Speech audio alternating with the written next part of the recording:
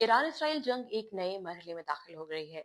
जंग का 5वां दिन है और ईरान के ताबड़तोड़ इसराइल पर हमलों से इसराइल की अवाम और इसराइल की हुकूमत परेशान है।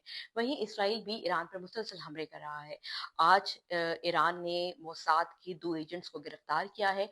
वहीं इसराइल ने ईरान के वॉर टाइम के चीफ ऑफ स्टाफ को भी एक हमले में शहीद कर दिया है। जो जंग आगे बढ़ रही है, बेचैनी, इज़्तिराब बहुत बढ़ रहा है। और ये बेचैनी ईरानियों में नहीं बढ़ रही बल्कि अमेरिका और इसराइल में बढ़ रही है।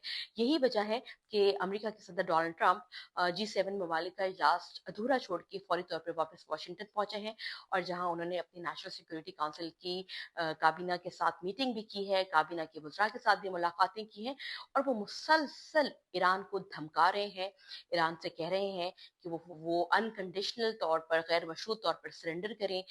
अमेरिका का सरवर का पैमाना लबरेज हो गया है। वो कहते हैं कि आयतुल्लाह खामेनाई जो ईरान के सुप्रीम कमांडर हैं, उनके बारे में भी अमेरिका को पता है कि वो कहाँ छुपे हैं। अमेरिका चाहे तो उन्हें हदफ बना सकता है, लेकिन अमेरिका भी ऐसा करना नहीं चाहता। वो ईरान की आवाम को कहते हैं कि तेहरान के लोग जो हैं वो तेहरान छोड़ दें, कोई बड़ा कुछ होने वाला है। तो मुसलसल धमकाने का सिलसिला जारी है। इस पूरी जंग में इस वक्त जो नुक्ता है, वो नज़र सबकी फुर्दों के जौहरी पावर तनसीब के ऊपर है। ईरान का फुर्दों का जौहरी पावर तनसीब जो है, वो तकरीबन 300 फुट ज़मीन से नीचे मौजूद है और इसराइल को अगर उसको तबाह करना है तो उसके अमेरिका की मावनत चाहिए। अमेरिका के सदर डोनाल्ड ट्रंप मशहूर हैं कि वो दुनिया में जंग नहीं चाहते, वो दुनिया में अमन चाहते हैं और वो अपनी पूरी की पूरी इलेक्शन कैंपेन इसी बात पे बिल्ड करके आए हैं कि सिर्फ अमेरिका और अमेरिका जो है वो किसी और जंग में शामिल नहीं होगा बल्कि दुनिया में जंगें खत्म कराएगा, अमन कराएगा।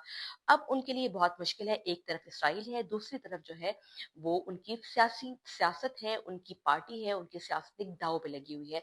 तो ऐसे में मुबसरीन के ख्याल में सदर ट्रंप की जो हमेशा से पॉलिसी रही है डराने की, धमकाने की, बुली एक रवैया रहा है, वो उसी को दोहरा रहे हैं और वो पूरी कोशिश कर रहे हैं कि ईरान को डराया जाए, धमकाया जाए और किसी तरह मुज़ाकरात की मेज़ पर लाया जाए।